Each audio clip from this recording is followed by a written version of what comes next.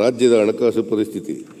ಇಂದಿನ ಸರ್ಕಾರವು ವಿತ್ತೀಯ ಶಿಸ್ತಿನ ನೀತಿಗಳನ್ನು ಗಾಳಿಗೆ ತೂರಿ ಪ್ರಮುಖ ಇಲಾಖೆಗಳಲ್ಲಿ ಭಾರೀ ಸಂಖ್ಯೆಯ ಕಾಮಗಾರಿಗಳಿಗೆ ಮಂಜೂರಾತಿ ನೀಡಿರುತ್ತದೆ. ಇಂದಿನ ಸರ್ಕಾರವು ತನ್ನ ಅಧಿಕಾರದ ಅವಧಿಯಲ್ಲಿ ಒಟ್ಟಾರೆ 94,933 ಕೋಟಿ ರೂಗಳ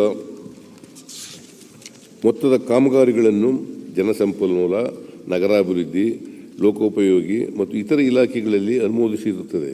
ಈ ಮೇಲ್ಕಂಡ ಇಲಾಖೆಗಳಿಗೆ 22-23 ಆಯವ್ಯಯದಲ್ಲಿ ಕೇವಲ 33,616 ಕೋಟಿ ರೂಗಳ ಅನುದಾನವನ್ನು ನೀಡಿದ್ದರೂ ಹಾಗೂ 21-22 ಹಂತಕ್ಕೆ 2,05,986 ಕೋಟಿ ರೂಗಳಷ್ಟು ಮೊತ್ತ ಬಾಕಿ ಕಾಮಗಾರಿಗಳಿದ್ದರೂ ಸಹ ಇಂದಿನ ಸರ್ಕಾರವು ಇದನ್ನು ಲೆಕ್ಕಿಸದೆ 49,116 ಕೋಟಿ ರೂಗಳ ಮೊತ್ತದ ಕಾಮಗಾರಿಗಳನ್ನು ವಿವೇಚನಾರಹಿತವಾಗಿ ಅನುಮೋದಿಸಿರುತ್ತದೆ. 22-23 ಹಂತಕ್ಕೆ ಬಾಕಿ ಉಳಿಸಿರುವ ಕಾಮಗಾರಿಗಳ ಒಟ್ಟು ಮೊತ್ತವು 2,55,102 ಕೋಟಿ ರೂಗಳಿದ್ದು, ಇದನ್ನು ಪೂರ್ಣಗೊಳಿಸಲು ಕನಿಷ್ಠ 6 ವರ್ಷಗಳು ಬೇಕಾಗಿದ್ದು, ನಮ್ಮ ಸರ್ಕಾರಕ್ಕೆ ಹೊಸ ಯೋಜನೆಗಳನ್ನು ಹಮ್ಮಿಕೊಳ್ಳುವುದು ಸವಾಲಾಗಿ ಪರಿಣಮಿಸಿದೆ. ಕರ್ನಾಟಕ ರಾಜ್ಯವು ಆರ್ಥಿಕ ಶಿಸ್ತನ್ನು ಪಾಲಿಸುವ ರಾಜ್ಯವೆಂದೇ ಹೆಸರಾಗಿದೆ. ಆದರೆ ಇಂದಿನ ಸರ್ಕಾರವು ರಾಜ್ಯದ ಆರ್ಥಿಕ ಪರಿಸ್ಥಿತಿಯನ್ನು ನಿರ್ವಹಿಸುವಲ್ಲಿ ಸೋತಿದೆ. ರಾಜ್ಯದ ಒಟ್ಟು ಹೊಣೆಗಾರಿಕೆಗಳು 2017-18 ಅಂತ್ಯಕ್ಕೆ 2,45,737 ಕೋಟಿ ರೂಗಳಷ್ಟಿದ್ದು, 22-23 ಅಂತ್ಯಕ್ಕೆ 5,16,788 ಕೋಟಿ ರೂಗಳಿಗೆ ಹೆಚ್ಚಳವಾಗಿದೆ.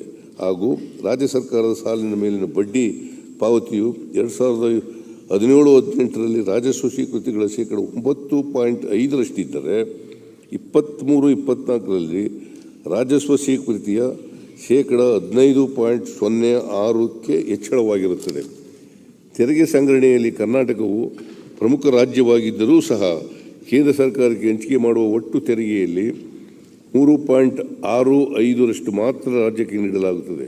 ಇತರ ರಾಜ್ಯಗಳಿಗೆ ಹೋಲಿಸಿದರೆ 15ನೇ ಹಣಕಾಸು ಆಯೋಗದ ಶಿಫಾರಸಿನಿಂದಾಗಿ ನಮ್ಮ ರಾಜ್ಯಕ್ಕೆ ಅತಿ ಹೆಚ್ಚು ನಷ್ಟವಾಗಿದ್ದು, ಇದು ಹೆಚ್ಚು ತೆರಿಗೆ ಸಂಗ್ರಹಿಸುವ ರಾಜ್ಯಕ್ಕೆ ದ್ರೋಹವಾಗಿದಂತಾಗಿದೆ. ಇದರಿಂದಾಗಿ 23-24ರ ಆರ್ಥಿಕ ವರ್ಷದಲ್ಲಿ 10,858 ಕೋಟಿ ರೂಗಳು ತೆರಿಗೆ ಪಾಲು ಕಡಿಮೆಯಾಗಿರುತ್ತದೆ. ಹಾಗೂ ಕಳೆದ 3 ವರ್ಷಗಳಲ್ಲಿ ರಾಜ್ಯಕ್ಕೆ ಒಟ್ಟಾರೆ 26,140 ಕೋಟಿ ರೂಗಳು ನಷ್ಟವಾಗಿರುತ್ತದೆ. 15ನೇ ಹಣಕಾಸು ಆಯೋಗವು ತನ್ನ ವರದಿಯನ್ನು ಸಲ್ಲಿಸುವಾಗ ಕೇಂದ್ರದಲ್ಲಿ ತಮ್ಮ ಪಕ್ಷವೇ ಅಧಿಕಾರದಲ್ಲಿದ್ದರೂ ಸಹ ಇಂದಿನ ಸರ್ಕಾರವು ರಾಜ್ಯ ವಿರೋಧಿಯಾಗಿರುವ ಆಯೋಗದ ವರದಿಯನ್ನು ಒಪ್ಪಿಕೊಳ್ಳದಿರುವಂತೆ ಒತ್ತಡವನ್ನು ತರದೆ ಮೂಕ ಪ್ರೇಕ್ಷಕರಾಗಿದ್ದು, ರಾಜ್ಯದ ಹಿತಾಸಕ್ತಿಯನ್ನು ಕಾಪಾಡುವಲ್ಲಿ ವಿಫಲವಾಗಿದೆ.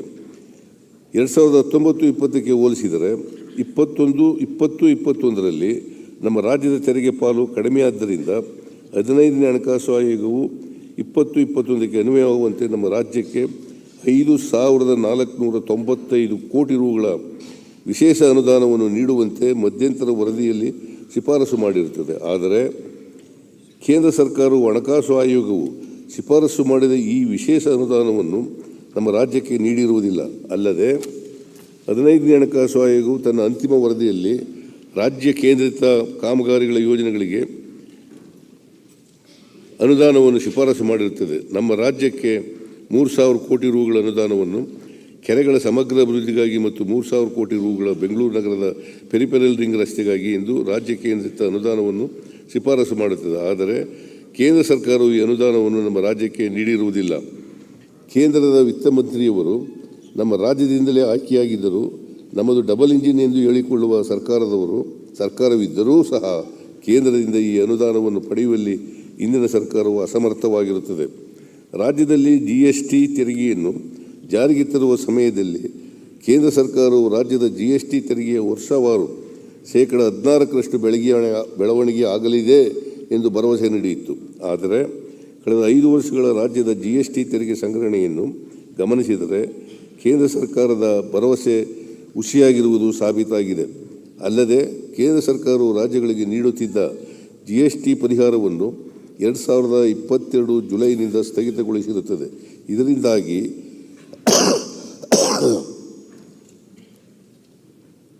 2023-24ರ ಆರ್ಥಿಕ ವರ್ಷದಲ್ಲಿಯೇ ಸುಮಾರು 26,954 ಕೋಟಿ ರೂಗಳು ಅಷ್ಟು GST ಕೊರತೆ ಉಂಟಾಗಿ ರಾಜ್ಯದ ಆರ್ಥಿಕ ಪರಿಸ್ಥಿತಿಗೆ ಇದು ಬಹುದೊಡ್ಡ ಆಘಾತ ಉಂಟು ಮಾಡಿದೆ. ಕೇಂದ್ರ ಸರ್ಕಾರ ವಿಧಿಸುವ ಸೆಸ್ ಮತ್ತು ಸರ್ಚಾರ್ಜ್ ರಾಜ್ಯಗಳಿಗೆ ಹಂಚಿಕೆ ಮಾಡದೆ ತನ್ನ ಬಳಿಯೇ ಉಳಿಸಿಕೊಳ್ಳುತ್ತದೆ.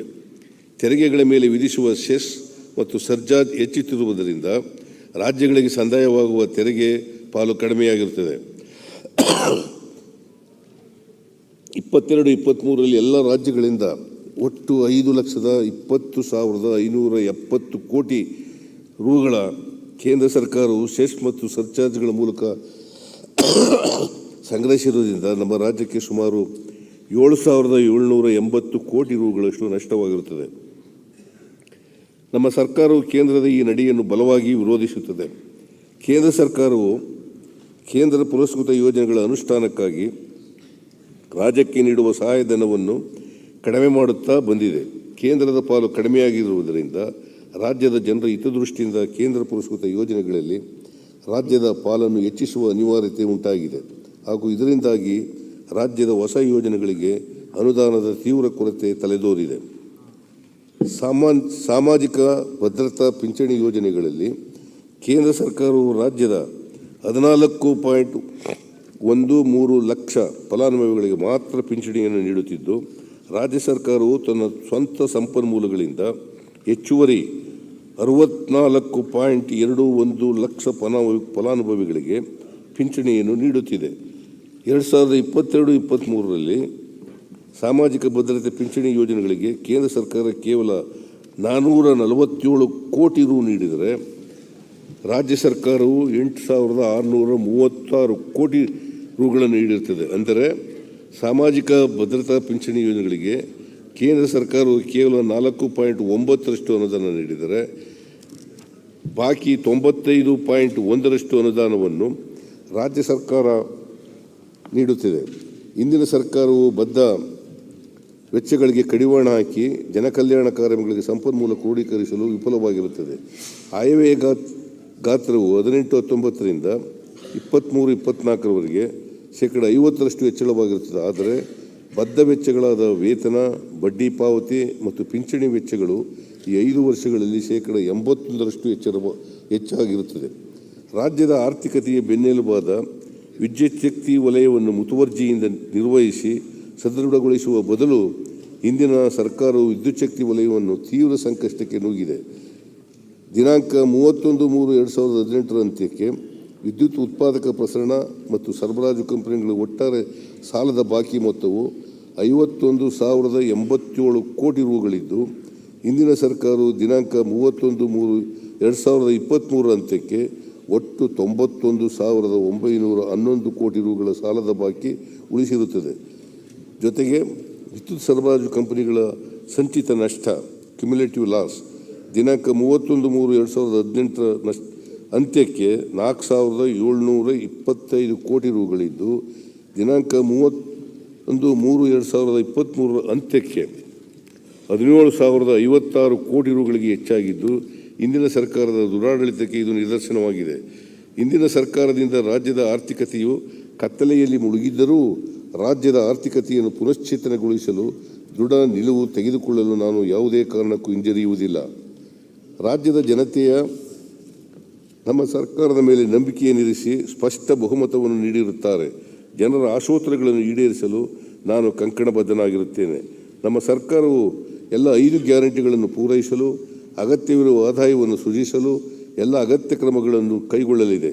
ಪ್ರಸಕ್ತ ಸಾಲಿನಲ್ಲಿ ಬಂಡವಾಳ ಹೂಡಿಕೆ ಹಾಗೂ ನೇರ ನಗದು ವರ್ಗಾವಣೆಯಿಂದ ರಾಜ್ಯದ ಆರ್ಥಿಕತೆಯನ್ನು ಉತ್ತೇಜಿಸಿ ದೊಡ್ಡ ಪ್ರಮಾಣದ ಉದ್ಯೋಗ ಸೃಷ್ಟಿಗೆ ಸ್ಪಷ್ಟ ಯೋಜನೆಗಳನ್ನು ರೂಪಿಸಲಾಗುವುದು.